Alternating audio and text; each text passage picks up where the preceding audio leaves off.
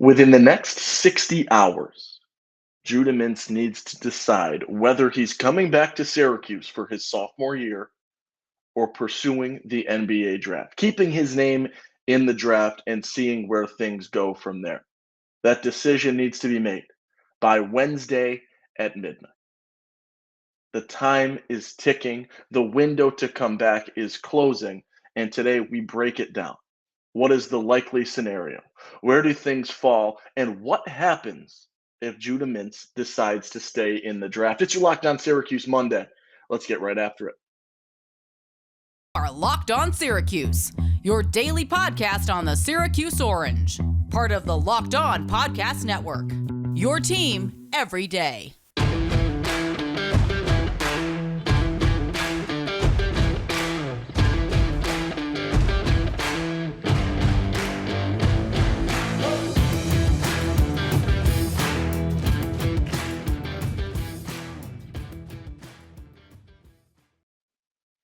Good morning, happy Monday, and welcome into your Locked On Syracuse Monday episode. Owen Valentine here saying thank you so much for making Locked On Syracuse your first listen today and every day, free and available wherever you get your podcast, part of the Locked On Podcast Network. Welcome. Happy Monday. Happy Memorial Day, everybody. Thank you. We'll start with that. And please acknowledge today all of those who have paid the ultimate sacrifice, the families of those individuals, and everybody who serves on this Memorial Day. Another thank you. Appreciate everything and your commitment to this country today, as well as every day. Today, we are discussing on your Locked On Syracuse Monday the Judah Mintz situation.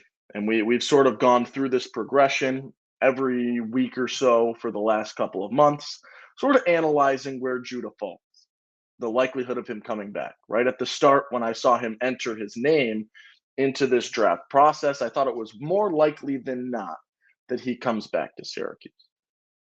The more I saw, the more conversations I heard, things like that, the more that number dwindled. And I would say now I lean probably 75% him staying in the draft, maybe even 80% him staying in the draft, 20% him coming back to Syracuse.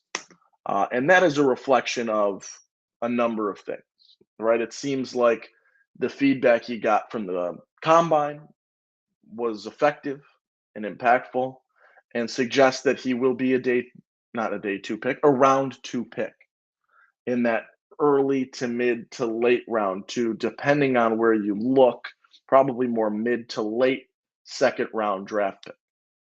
But the feedback that we have gotten this entire time through is that Judah Mintz will be drafted. And that goes a long way in the mind of a young athlete, as it should. What did we see in terms of feedback? What did we see in terms of the last couple of weeks? Judah went to the combine. He played well. And what you're seeing in terms of analysis from scouts and reporters and things like that is exactly what we anticipated going into the combine. It's exactly what we would have told you if you look back to the initial episode that was done, however many months ago, when Judah decided that he was going to test these draft waters. It said he excels getting to the rim. He is a facilitator.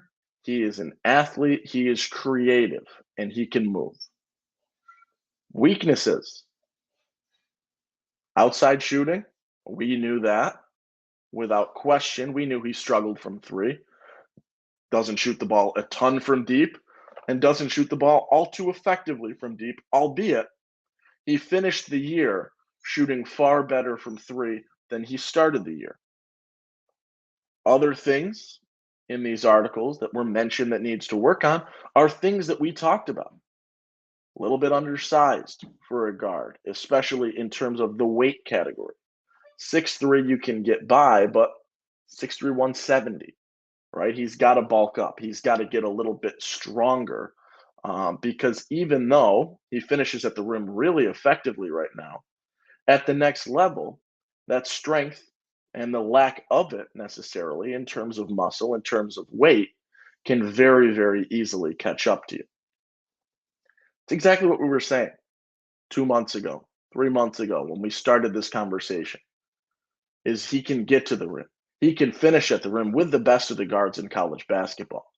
He facilitates, and his facilitation improved significantly through this season. And I think if I was an NBA scout or in an NBA, draft room, that's one of the biggest things that stands out to me is Judah Mintz's over the college basketball season.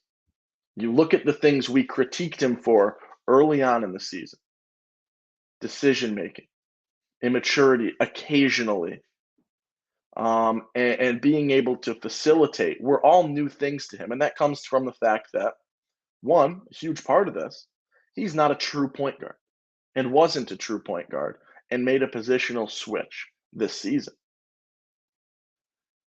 He adjusted.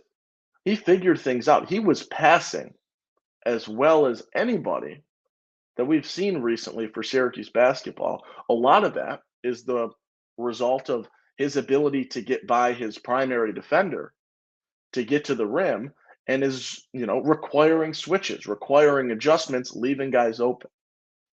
And he started to, as the year progresses, really see that tremendously more effectively, and was able to capitalize on that significantly more. And that was one of the bigger jumps that you saw from him this year. You also saw a guy in Judah Mintz that really, really struggled from three early on in the season, that only kind of struggled from three down the stretch in ACC play, things like that. You saw a significant improvement in Judah's three-point shooting, albeit he only finished the year shooting at a 30% clip. What you saw down the stretch from him was, I believe, a 9-game stretch or something along those lines where he shot just about 50% from three. And that goes a long way. It's very impressive to see those jumps, because it does indicate that there is room for improvement. And not that there is room for improvement. We knew there was room for improvement, but that there is the ability to improve. And it's already showing at this point in time. You look at the situation for Judah, and I say this, and I will continue saying this until we know what happens. You are 18-year-old kid. Your lifelong dream has been to play in the National Basketball Association, to get drafted, to hear your name called on draft night. And right now, everyone in terms of NBA executive staffs, in terms of scouts, in terms of reporters, is saying that that dream will come true. Hard to say no. Hard to say I'd rather come back and try and improve my draft stock. It's difficult. It's a difficult decision to make, putting your dream on hold with the potential to improve. Right? We saw Tyus Battle try that. Had a great sophomore season, decided to come back for year three, didn't quite work out as planned. You've seen it not work out, right?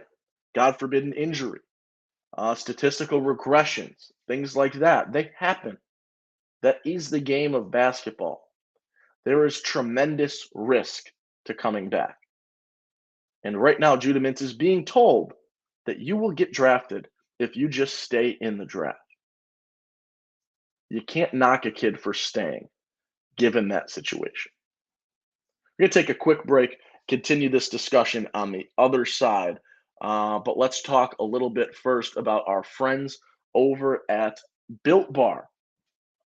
If you are looking for a delicious snack but don't want all the sugar and calories, you've got to try the best tasting protein bar ever. It's Built. Seriously, you've got to try this. If you're like me, you want to make a healthier snack choice, but you don't want to compromise on taste. We've got just the thing for you. Built Bars and Built Pups, they're healthy and they taste amazing. Seriously, so good you won't think they're good for you.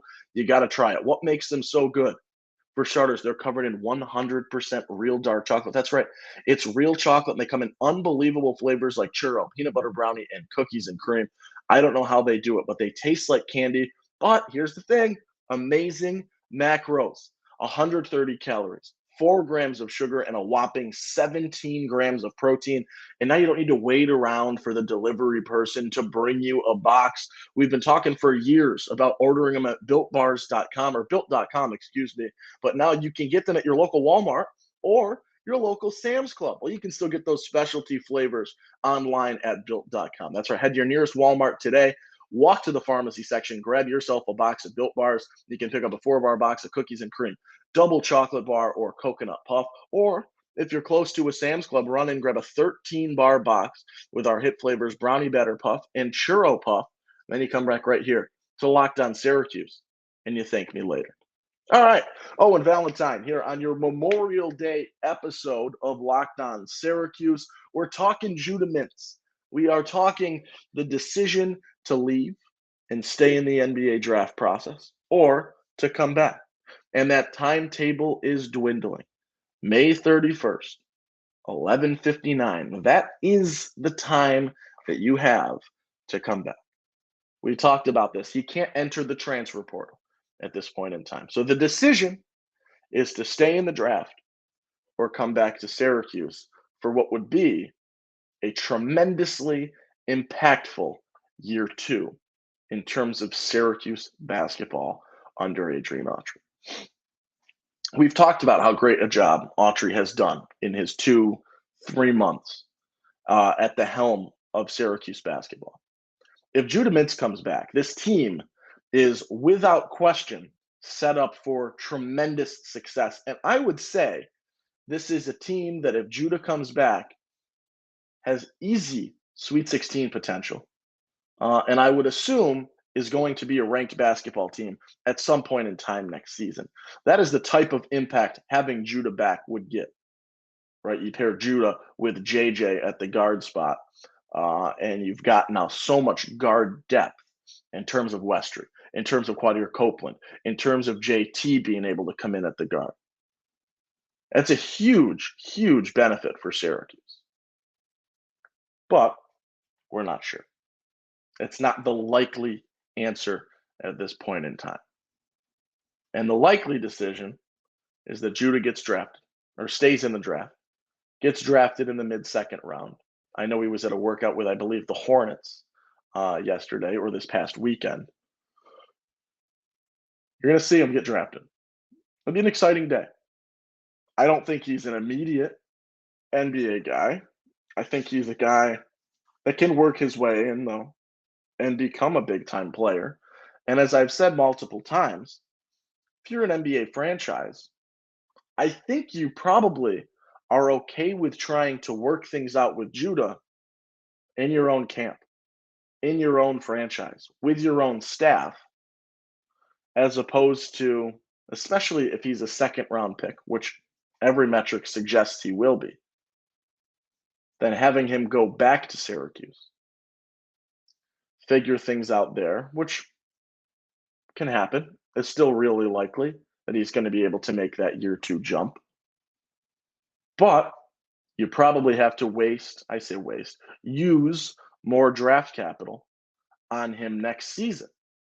So if you're a team, i.e. the Hornets, who maybe looked at him, or another team that like Judah Mintz and like the potential, maybe for a round 2 pick that doesn't always have the most success, right? Round 2 NBA draft picks. There's a reason they're in the second round. First round draft picks, more likely to be successful. Second round draft picks contribute, role guys, probably doing 2-way contracts, things of that nature. Less of a guarantee. I think it might be worth it to a lot of these NBA franchises to take Judah now, work on stuff with him, and only have to utilize, pick 50. As opposed to next season, where you have, as pointed out by a nice article by Noon's Magician, if you're looking for more today, great little article over there from Dominic Ciappone. Really good stuff over there, as always. But if you're looking for more, you could talk that. But pointed out over there, next year's draft class projected to be worse than this year's. There's an automatic jump for Judah Mintz, right? That could put you right on the fringe first round already. Plus, if you would show that improvement on court, sizing up a little bit, putting on a little bit of muscle, showing that you can shoot the three a little bit more consistently, Judah's a top 20 pick, top 15 pick. And I don't think I'm stretching all too much there. So in terms of draft capital, next year, if he goes back to Syracuse, it's probably worth a lot more. This year, you can get him, try and work out those things in your own camp. And then you've got the first round ability, Judah Mintz, for far less. There's the questions. We'll see what happens. But today I wanted to finish by discussing where Syracuse lies if, and far more likely, when Judah Mintz stays in the NBA draft process. Are they done? No. By no means is this team killed by Judah staying in the draft. I don't think that is even remotely part of the conversation here. Do they take a hit? Undoubtedly. Undoubtedly, they take a hit. I don't think that's a surprise to anyone, right? Obviously, you're one player that's in the NBA draft process you'd like to have back. It's going to be an impact for you, right? Makes sense. Not breaking any news there. But you really are fine if he leaves. I mentioned him coming back. This is a top 25 team. This is a Sweet 16 plus caliber team. Without Judah, I still put this at an NCAA tournament-esque team. I don't think that is an issue. I think this is a team that can make the NCAA tournament pretty confidently. Not even necessarily as a bubble team. I do think they have a team that is good enough to be in that conversation. I think Adrian Autry and company have gone out and done what they needed to do in terms of the guard situation to still be more than afloat if that decision does happen. And we talked about it. JJ Starling, in terms of play style, is about as true a replacement to Judah Mintz as you could find in college basketball or high school basketball or the transfer portal this season. Their play styles are eerily similar. Starling gets to the rim very effectively. Starling can distribute the ball off the dribble. Does he shoot the three incredibly well? No, but he does shoot the ball a little bit better from deep than Judah does and was a little bit more consistent last season in shooting the three. Is he a little bit of a hit?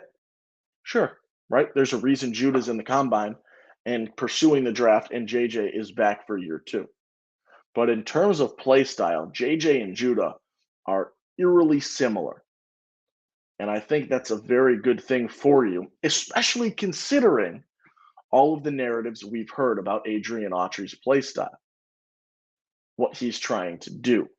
Play a little bit faster. Play a little bit more, for lack of a better term, play a little bit more athletic, where you're not going to be as slow and rigid, and you're going to try and get out and move and push the tempo and do things like that where JJ fits perfectly in. And so does Judah, as we know very much. But JJ fits that perfectly, especially at the 1. You went out, you got Chance Westry, who is basically a true freshman at this point, although he is not a freshman. But he's got 4 years of eligibility left. He comes in with some question marks, for sure, coming off of injury. But this is a top-tier guard in terms of that JJ recruiting class, that Westry recruiting class, that Judah recruiting class. Chance was right in the mix with them as those upper-type guards in that class. I think Chance is far less of a 1. I don't like him at the 1, but I do like him at the 2. And I think with those 2 guys, you've got a very solid draft, or a very solid front court when you look at what you're doing here. Backcourt, I did it again. Geez, Owen, you've got a very solid backcourt when you look at what JJ and Chance Westry can provide. I like them. I don't think you're dead by any means at the guard.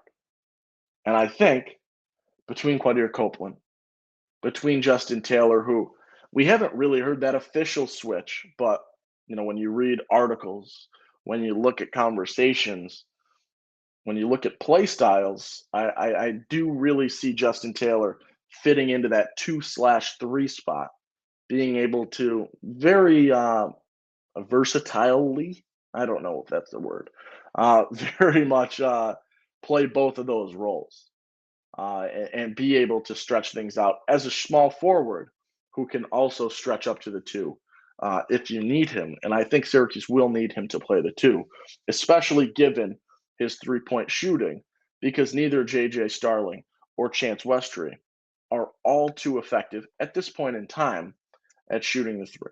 Can they make those jumps? For sure, without question. But at this point in time, that's where we stand, knowing three-point numbers from last season. You've also got a question mark in Kyle Cupp Jr. at the guard. And where I stand with Kyle Cupp Jr. is he was, at the time that you signed him, the 13th scholarship player.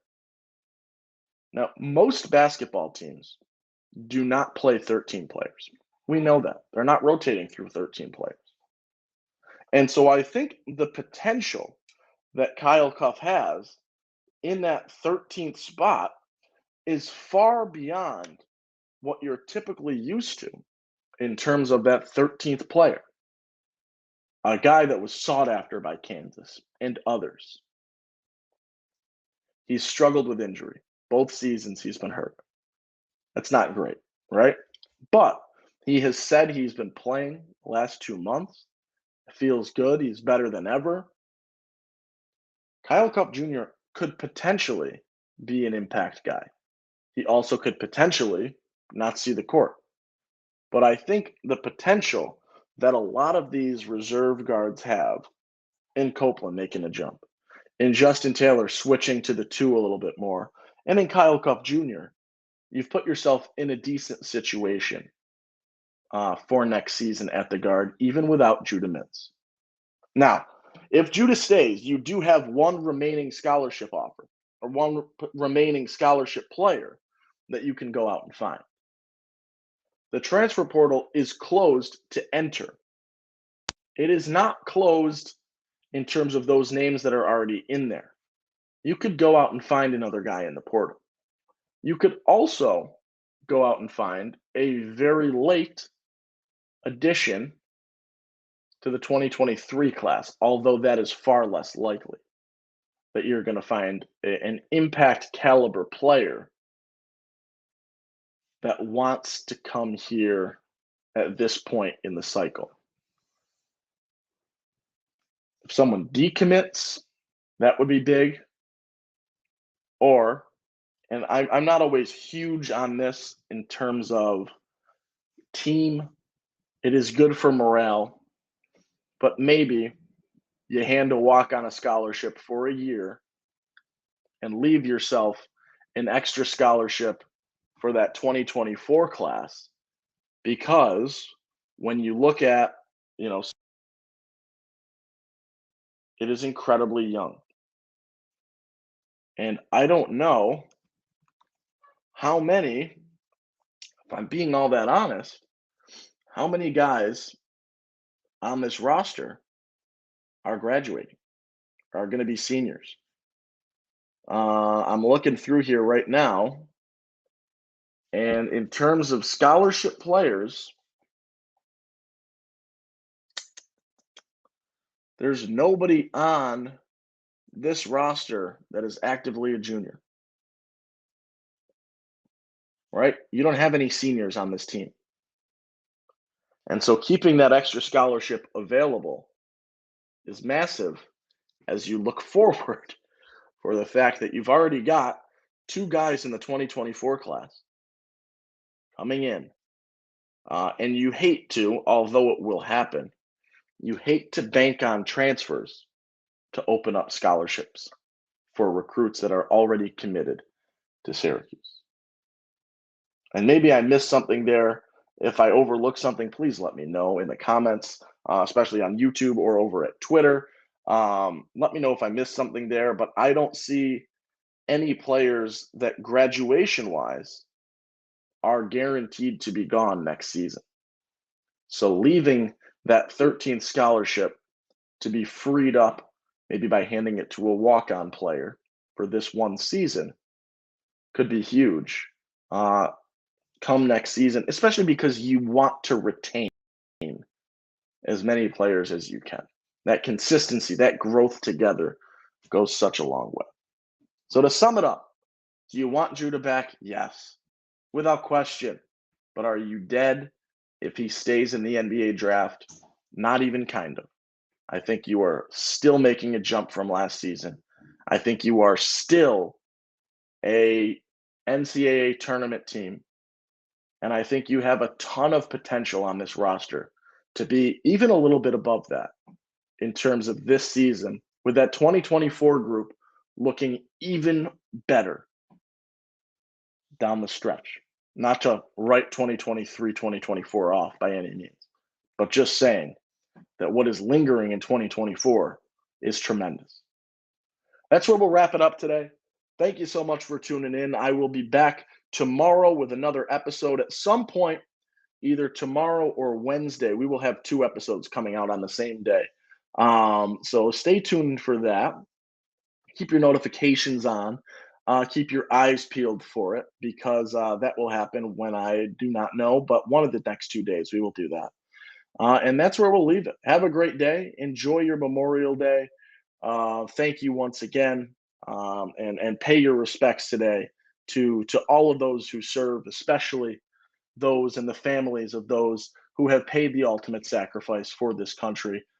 Thank you for all that you do today, every day, to make this as safe and as free and peaceful of a time as we can. That's where we'll leave it. I'm Owen Valentine. Thank you so much. Enjoy your day. Smile. Make somebody else smile. Have some fun. Be kind. And I will see you tomorrow.